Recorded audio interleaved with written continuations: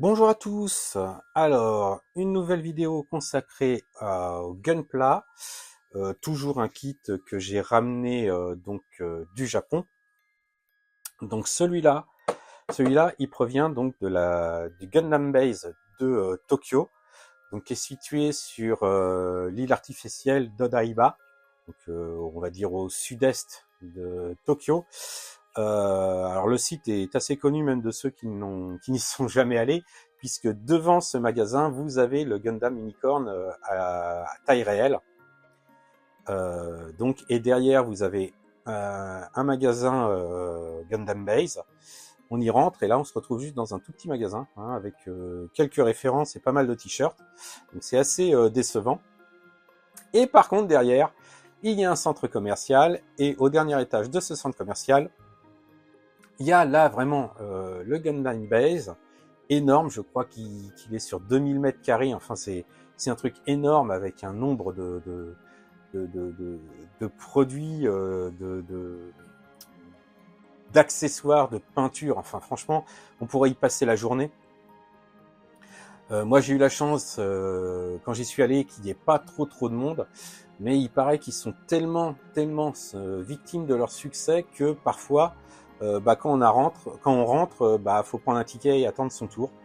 Moi, j'ai eu la chance de pas avoir ce désagrément-là. Il y a d'autres éléments aussi à Gundam Base. Quand vous rentrez, vous êtes pris en photo et comparé lorsque vous passez à la caisse, puisque vous n'avez le droit de prendre qu'un seul article de qu'un seul exemplaire de chaque chose que vous achetez. Alors ça, c'est pour éviter les reventes sur le net ou autre. Je les comprends. Donc, vous êtes identifié à l'aide de votre visage, donc vous ne pouvez pas passer plusieurs fois dans la journée pour acheter X exemplaires du même produit. Vous êtes limité à un exemplaire d'un produit sans limite de temps. Voilà, d'après ce que j'ai compris. Donc, pour revenir au kit proprement dit, donc c'est encore un RX-78 de Gundam. Alors, un petit peu particulier celui-ci. Alors, il est dit que c'est une édition limitée.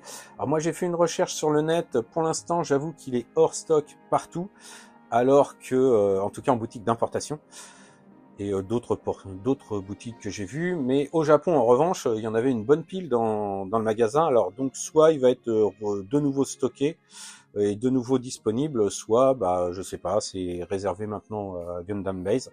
Pourtant ce n'est pas un produit exclusif à la Gundam Base. C'est un gunpla, donc qui dit gunpla dit pas de colle, pas besoin d'outils, et normalement ne se peint pas. Alors la particularité de ce Gundam, hormis sa livrée, vous avez vu noir et bleu, c'est qu'en fait il fait partie d'une gamme de modèles moulés en plastique recyclé. Voilà, d'ailleurs c'est marqué Recirculation Color Neon Blue. Neon Blue. C'est de l'écoplat, donc en plastique recyclé. On verra tout à l'heure ce que ça donne. Je l'ai pas, alors je l'ai ouvert bien évidemment pour lire la notice, mais je n'ai pas encore ouvert les sachets, donc je n'ai pas eu les grappes entre les mains. Concernant le packaging, on est sur une livrée sombre, noire. C'est du 1/144e. Il existe un modèle au 1/100e. Alors là, il est un peu différent, puisqu'au lieu d'être noir et bleu, il est noir et vert, si ma mémoire est bonne. Au niveau de la difficulté de montage, on est sur de l'anti-grade, donc c'est vraiment la base de base.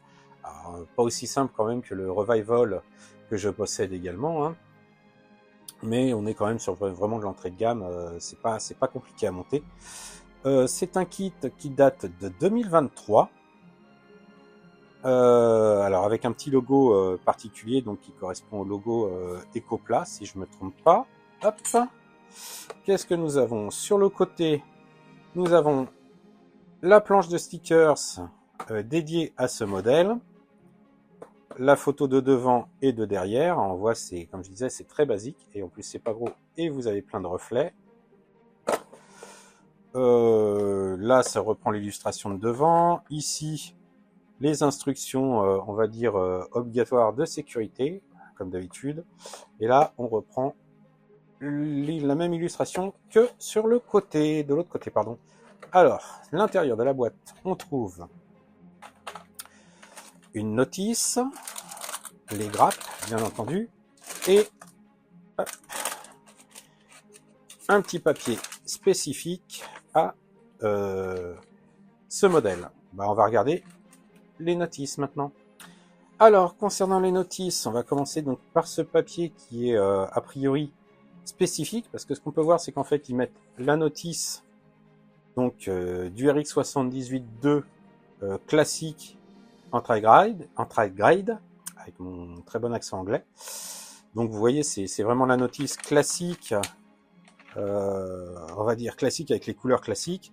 Et donc ils ont rajouté un papier spécifique donc pour le marquage donc de ce modèle Ecopla noir et bleu. Voilà, c'est juste pour ça.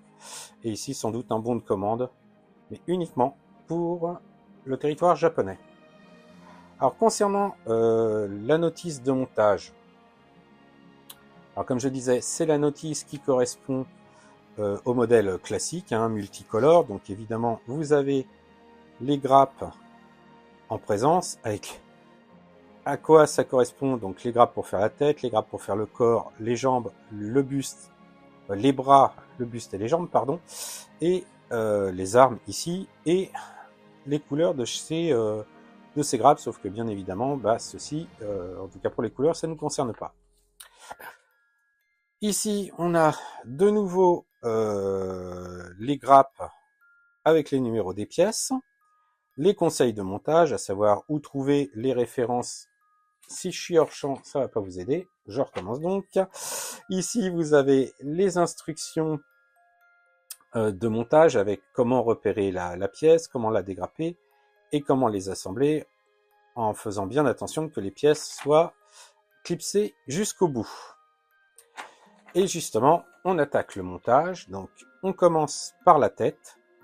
Donc, on assemble les yeux, le visage, le masque. On insère le tout dans le casque. Voilà, dans le casque. On met la pièce rouge qui se met entre les V-fines et on met les V-fines sur le haut du casque. Donc, ils disent également qu'il y a on peut affiner les V-fines, mais il faut faire attention et découper très doucement. Ensuite, on attaque le torse, donc le bas du torse. On ajoute le haut avec les évents qui se trouvent sur la poitrine. Là, on met une pièce, oui, c'est le bas du torse qui se met par l'arrière. On rajoute le haut, ce qui fait que ça va limiter les marques, les lignes de jointure. Bon, après, il est tout noir le mien, donc ça va pas être trop compliqué à masquer. On rajoute un polycap pour insérer ensuite dans le torse. Donc comme ils disent, hein, d'abord en biais, puis après on clip vers le haut. On rajoute les polycaps au niveau des bras et de la tête, le backpack avec les deux sabres. Ensuite on attaque le montage des bras avec l'assemblage des avant-bras. Alors on voit que la ligne de construction est sur le côté et sur une ligne de gravure naturelle, donc du coup parfaitement masquée.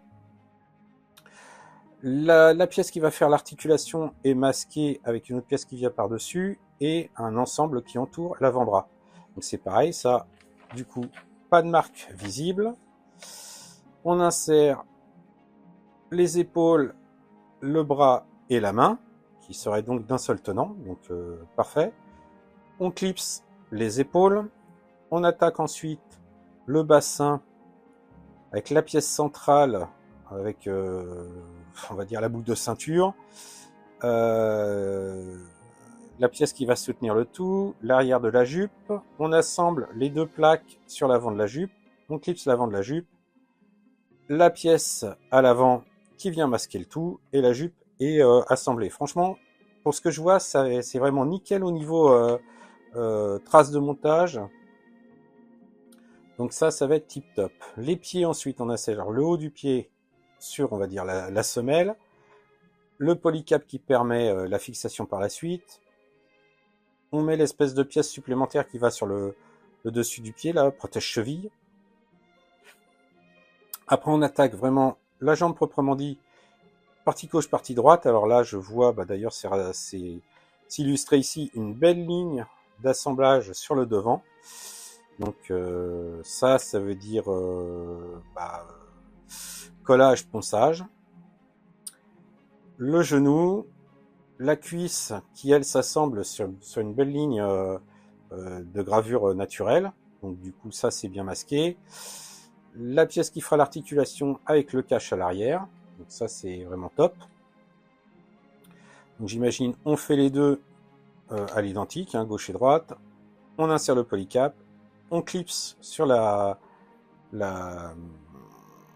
sur la jupe.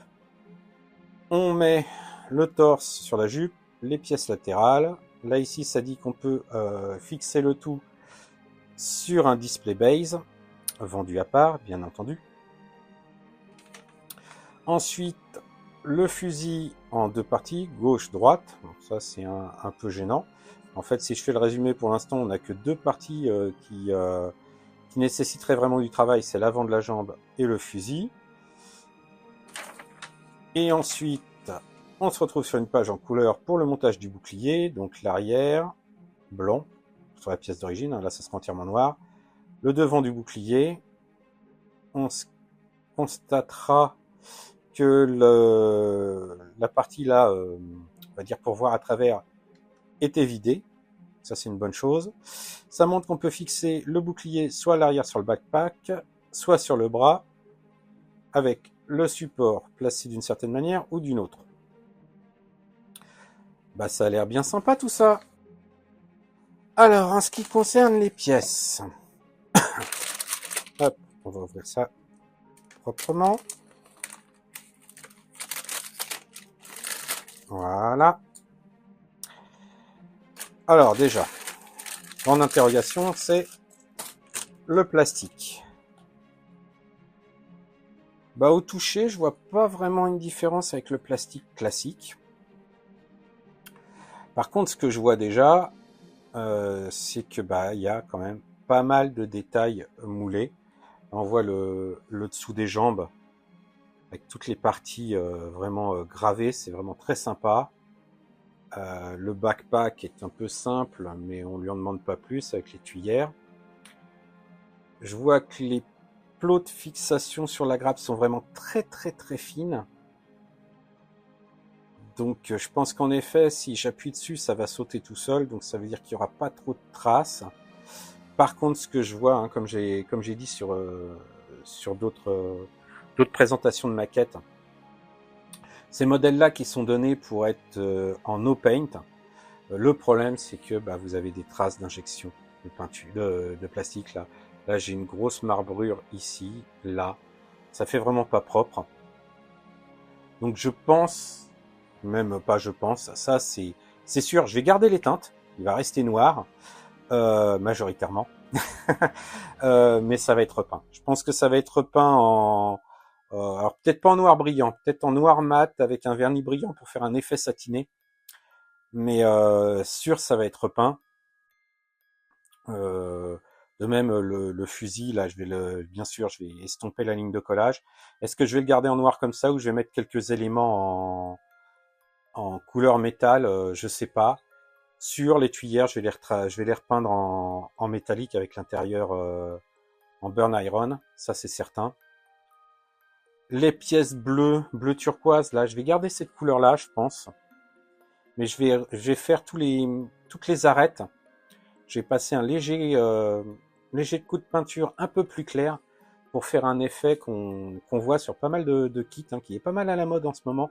Mon fils d'ailleurs a fait un SD de cette manière-là, pardon. Je vous mets le lien quelque part par là parce que je pense que cette vidéo sera mise en ligne avant celle-là. Donc sinon, très sympa, mais comme je dis, là, le plastique, ça a l'air d'aller. Franchement, je m'attendais à quelque chose soit de plus mou. Après, JR m'a dit qu'il fallait que je me méfie au niveau du ponçage. Alors, là, donc on a l'autre partie du bouclier. Alors, il est bien évidé, il n'y a pas de souci. Les V fines. Donc en effet, il faudra essayer de travailler pour retirer la partie derrière là, qui est là pour des raisons de sécurité, hein, pour pas qu'on puisse se piquer ou je sais se blesser en tout cas. Donc ça va être à découper et à poncer. Mais ça va être très très fun à faire, très simple. Hein. Au niveau peinture, ça va vraiment pas être compliqué à faire. Mis à part donc c'est ce petit éclaircissement que je veux faire sur les arêtes. Mais franchement, ça va pas être compliqué. Et là, donc, la planche de stickers. Hop. Donc pareil, très simple, mais que je trouve assez efficace. Hein. Ça va être un kit très simple à faire, mais très fun. Et qui sort un peu de l'ordinaire, parce que franchement, je l'ai pas vu sur beaucoup de sites de vente depuis mon retour au Japon. Hein. Je connaissais pas son existence avant, donc je risquais pas de chercher. Mais depuis, j'ai été regarder un petit peu. Et j'ai pas retrouvé beaucoup de sites où il est en vente, en tout cas disponible. Pour ce qui est du prix au Japon, alors je vous avoue que je m'en souviens pas. C'était pas excessif, c'était pas cher, ça c'est sûr. Mais comme ça a été pris avec d'autres kits que mon fils avait pris, je me souviens plus du prix exact, mais sûr et certain, j'en avais pas pour très cher. J'en avais peut-être pour entre 12 et 15 euros tout au plus. Franchement, tout au plus. Je pense pas qu'il y en avait pour plus cher que ça. Donc voilà, ce que je fais, c'est je vais m'y mettre et puis je vous donne rendez-vous très vite pour vous présenter le résultat.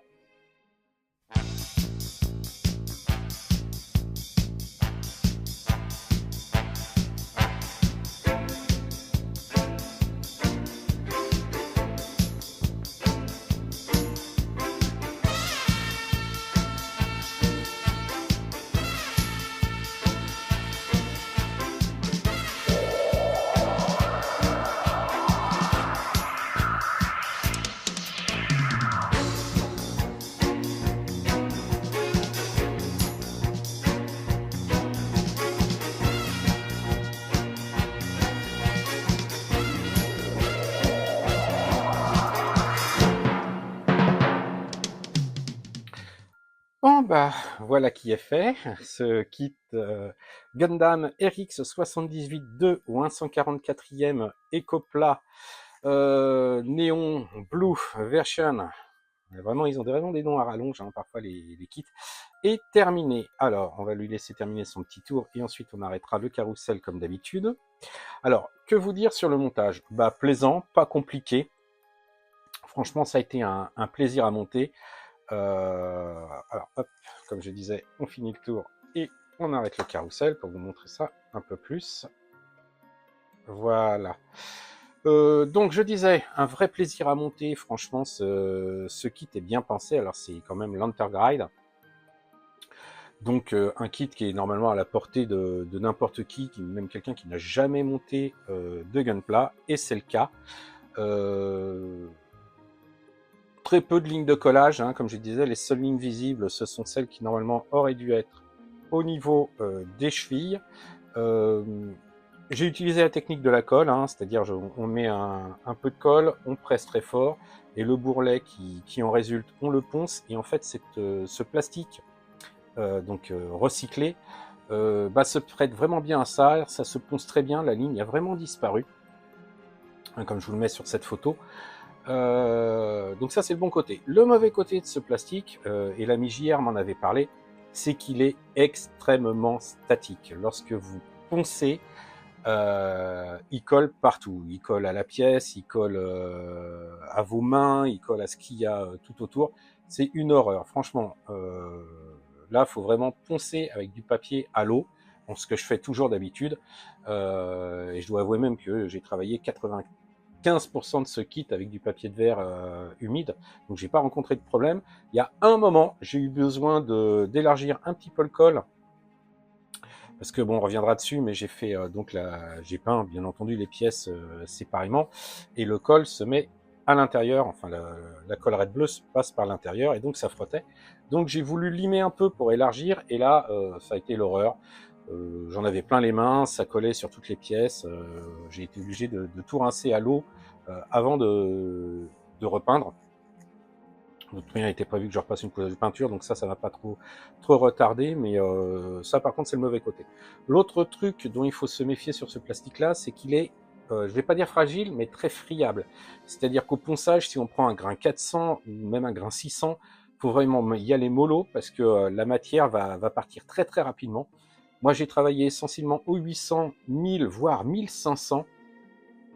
Euh, et ça a été grandement suffisant. J'ai pas du tout été embêté. Concernant le travail de peinture, alors on va zoomer un peu plus pour que ça soit plus visible. Donc voilà, donc concernant le travail de peinture, bah, j'étais parti au début sur une livrée noir mat que j'aurais verni ensuite brillant au clear, donc ça aurait donné un noir satiné. Et au final, bah, quand j'ai fait ma couche de noir mat, j'ai trouvé que ça rendait vraiment bien. Donc du coup, je l'ai gardé comme ça et j'ai fait un vernis mat par-dessus. L'autre point, c'est que normalement, il est censé être entièrement noir, enfin, mis à part les parties bleues, hein. Mais bah, j'ai décidé quand même de conserver tout ce qui est articulation, donc les articulations du coude, l'épaule ici, et hop, les jambes derrière. Voilà, je vais me remettre ça correctement. Voilà. Donc, et les jambes derrière en acier, que j'ai verni en mat également.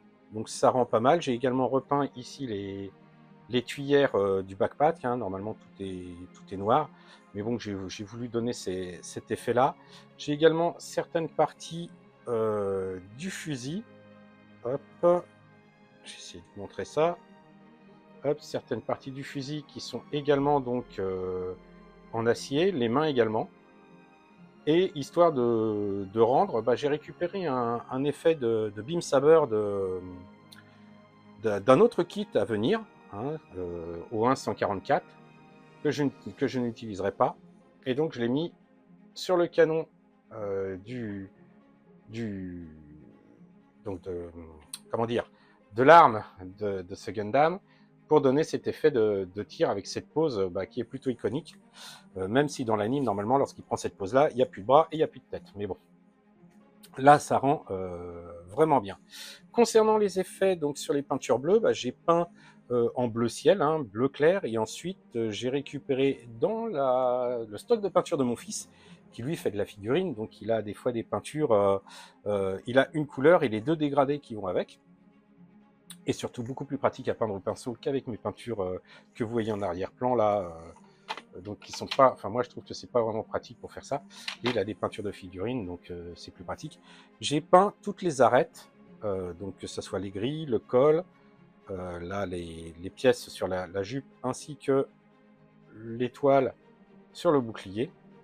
J'ai donc fait les arêtes dans un bleu beaucoup plus clair, donc pour faire un petit contraste à ce niveau-là. Les yeux, bon, j'y ai pas touché parce que je savais qu'ils ne seraient pas très visibles. J'ai conservé les stickers, bon, qui sont un petit peu trop larges, hein, ils rebiquent un peu sur le côté et ne collent pas super bien, mais je suis quand même très satisfait du résultat. Alors le seul détail par contre, c'est que la moindre poussière, le moindre truc qui vole sur la peinture mat, ça accroche tout de suite. J'ai beau l'avoir épousseté avant de tourner cette vidéo, il y a déjà des trucs, là je vois des petites taches, parce que j'ai travaillé du polystyrène un peu avant de tourner cette vidéo, donc qui s'accrochent sur le kit. Donc voilà, c'est tout ce qu'il y avait à dire sur cette Gundam Ecopla que j'avais ramené du Japon. J'espère que ça vous a plu. Alors il existe d'autres modèles du genre, hein, bien entendu. C'est trouvable dans certaines boutiques, c'est pas ce qui se trouve le plus facilement, mais on peut quand même le trouver facilement. Et au-delà de ça, il est basé sur le modèle Anti-Grade. Et honnêtement, même si vous n'avez pas l'effet noir, rien ne vous empêche de repeindre le modèle. Mais en normal, je pense que c'est un montage qui peut être très sympa à faire pour les gens qui n'ont jamais fait de Gunpla et qui veulent faire des montages sans se compliquer la vie. Pour avoir juste une figurine en vitrine, c'est très sympa. Donc j'espère que ce montage et cette vidéo vous a plu. N'hésitez pas à liker, n'hésitez pas à partager, n'hésitez pas à laisser un commentaire. C'est toujours un plaisir de lire un message lorsqu'on m'en laisse un. N'hésitez pas également à aller sur ma page Facebook, où là vous pourrez voir les travaux que j'ai en cours, et avec beaucoup plus de photos que ce que je vous présente dans mes vidéos, hein, même si celle-là, il n'y a pas eu beaucoup d'étapes, donc vous avez quasiment, je pense, vu toutes les photos que j'avais prises. Mais ça peut être toujours être intéressant, de voir ce que je suis en train de faire. Sur ce, je vous souhaite une bonne continuation, prenez soin de vous, et à très bientôt pour un autre kit Gundam.